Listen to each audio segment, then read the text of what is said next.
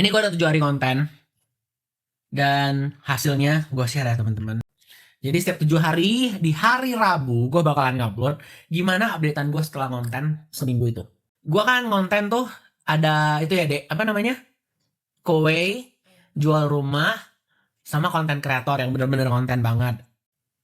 Yang ada hasilnya itu ngajal produksi setengah enak. Jadi dalam seminggu ini gue ngasilin ada penjualan kowe 1, rumah ada yang nanya 1, tapi belum jumpa. Kalau yang konten kreator gue dapet 5 subscriber, 4.000 view shorts yang available untuk bisa dikumpulin jadi menuju monetisasi. 4.000 view untuk mencapai 10 juta view. Gila, itu sih masih jauh banget ya. Itu jauh banget apa udah dekat? Masih jauh ya. Nah itu masih jauh banget. Nah jadi update-nya kira-kira kayak gitu dalam untuk seminggu ini. Nah dan gue paling susah bagi gue itu ngerasa yang susahnya minggu ini guys, itu susahnya di bagi waktu antara konten, syuting, editing, sama ketemu klien tuh. Ketika orang ada yang mau jumpa untuk belanja. Nah kayak contoh nih, tadi gue kemarin gue mau konten, tiba-tiba gue mau jumpa nih kowe gitu kan. Ya dia nggak jadi, terakhir gue jumpa mereka, gue nggak jadi ngedit video. Jadi dek, kemarin pas ketemu yang si jual rumah itu kelihatannya ada yang minat gak sih rumah yang nomor berapa yang udah kejual duluan, kita taruhan. Aku megang yang kita masuk lubang. Iya yang masuk lubang itu cantik ya dek. Iya masuk lubang. Karena itu affordable menurutku. Jadi masuk lubang mungkin. Tapi Iya. yang pertama. Yang pertama kan ya. Yang berapa itu harganya ya? 800. Enggak, 1,9. Bukan loh. Bukan? Bukan 1,9. 18 gak sih? Atau 17? Ya 18 gitu lah. Itu pokoknya yang Oke. kita jatuh. Masuk parah. Kita jadikan afirmasi, semoga kejual lumayan untuk dapat cash flow. Ya. Nah, link rumahnya ada di sini. Gue kasih lihat. Nah, itu ya misalnya ya, sama yang gue tantangan yang gue hadapin. Nah, habis itu kan coba tuh pakai teleprompter. Gue pakai teleprompter itu kelihatan banget kayak gue itu nggak lagi ngebaca di depan kamera guys. Itu Sobi. Gue rasanya gue lebih enak manggil temen guys atau sobat sih. Sobi Guys. atau Sobi. Guys. Kalau Sobi? Milenial banget. Kalau nggak mau Sobi. Nggak, milenial banget. Itu udah tahun berapa kali? Gila, gue masih belum bisa nerima kenyataan kalau sekarang millennials tuh termasuk usianya itu udah usia tua, sama lah. Oke, tantangannya adalah gue pengen jual rumah itu. Oke, kita coba ya deh jual itu ya. Oke, kita masuk ke termin perihal ketiga nih. Kan gue nyediain segala macam hal untuk gue bisa upload. Nah, masalah terbesarnya adalah upload pertama itu paling susah, teman-teman.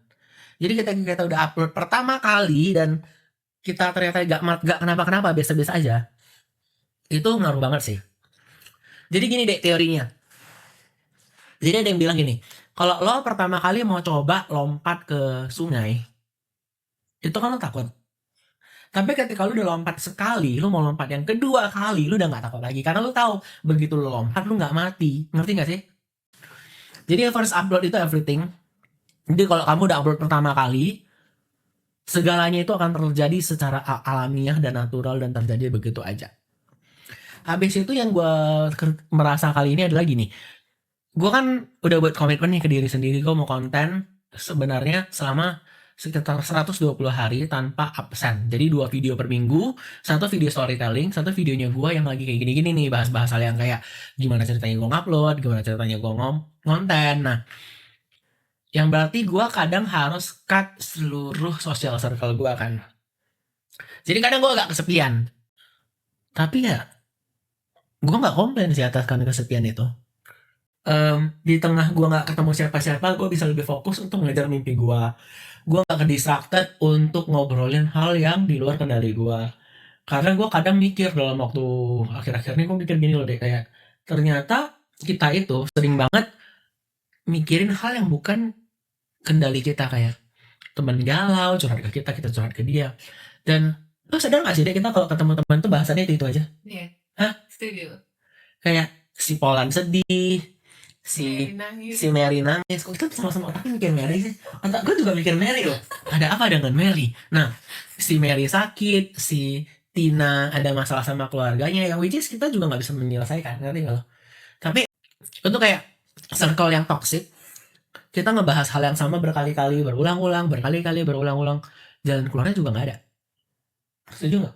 Sama kamu juga kan? Jadi kita ngebahas sesuatu yang nggak bisa kita kendalikan. Jadi dengan menarik diri, gue bisa fokus ke diri gue, ngonten, cari apa yang bisa gue kerjain, gue cari ini kekurangan gue apa yang perlu diperbaikin. Ya, pertama kali gue lumayan lonely sih, tapi lama-lama gue malahan kayak oke, seru juga gitu loh.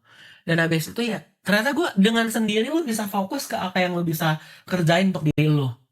Jadi lu nggak ke distracted untuk hal-hal yang sebenarnya ya kalau dibilang nggak penting nggak fair ya deh, karena teman kita juga kan sebenarnya penting buat kita kan, tapi bukan nggak penting sih, sesuatu yang nggak bisa kita kontrol tapi kita coba curcol gitu loh, curcol ngomongin ini ngomongin itu, ntar siapa menikah sama siapa udah apa, jadi bahasannya itu doang dan kita nggak bakal maju. Nah, gue pengen sebenarnya gini deh, bener enak gak sih kalau kita punya circle komunitas yang sama-sama hobi ngonten, sama-sama ngajar mimpi, tiap hari ketemu bareng, ngantor bareng, sama-sama ngajar mimpi masing-masing. Enak ya. Gue pengen ada komunitas kayak gitu sih guys sebenarnya, cuman ya belum ketemu di mana. It might be good if I have it. Oke, ini udah menjawab. Oke, tantangan terbesar adalah, ini bukan tantangan gue kali ini sih, untuk mendengar suara sendiri. Susah nggak? Lo ketawa sendiri. Lebih ke geli sih. Jadi kalau lu dengar suara lu sendiri, lu ngerasa kayak gila, jijik banget suara gue ya gitu ya. Dan tenang, lu nggak perlu takut suara lu nggak menjijikan. Itu semua orang mengalami hal yang sama. Even orang-orang selevel penyiar berita pun, mereka tuh ada pertama kali itu belajar mendengar suara sendiri. Jadi itu terjadi sama semua orang. Lu nggak tahu kan kayak gitu, lu kira lu doang. Menurut gua hasilnya itu ya gua ke Jokowi satu.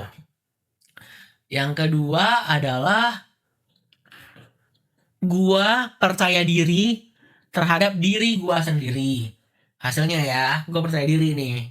Karena setelah upload ternyata biasa-biasa aja, nggak mati juga kalau uploadannya jelek. Yang ketiga mungkin ada perasaan gini loh, Dek. Lu ngerti perasaan gini nggak? Kira-kira. Gua udah ngupload nih. Viewernya cuma 2000, 1000, 2000, 1000. Nah, lo ngerasa hal itu tidak akan berubah. Hal buruk akan tetap buruk. Tapi sebenarnya di hati kecil lo harus ngomong gini loh. Enggak lo upload aja. Lo cari pelajaran dari kesalahan lo di uploadan kali ini, lo improve yang terbaik. Ntar lama-lama viewer lo bisa makin tinggi. Paling teman-teman itu uploadan gue selama ini seminggu. Jadi ya minggu depan hari Rabu gue bakalan upload lagi. And by the way, ini late post. Kalau teman-teman ada ide nggak kira-kira gue perlu ini update mengenai apa ya di shorts atau di video pendek. Gue mulai minggu depan gue bakal upload video parodi sih juga. Jadi ya oke, 3 hal ini semuanya gue udah kerjain nih. Jual rumah, jual kowe, sama konten kreator. Nah ya kira-kira kayak gitu. Jadi ya saran gue ya guys, kalau kalian pengen upload, pengen mulai bisnis apa, mulai aja, jangan takut gagal. Dek, Gen Z masih ada perasaan takut gagal sih. Banyak bos, banyak kok. Hah? Iya masih. Kok bisa sih? Aku nggak tahu ya kenapa nggak bisa. Cuman pasti dikit-dikit. Gen Z mah. Oh bayangin aja titik. Gitu. Oh enggak sih, maksud gue takut gagal tuh gini loh. Kalau milenial kita kan zaman dulu itu memang kita masih mengikuti pola pikir sebelum dunia digital. Ngerti? Jadi oke, this video is an end. Kalau lo mau dengar video ini bahasan gue tentang tantangan millennials, Gen Z dan orang zaman dulu, kita next video and this gonna be here.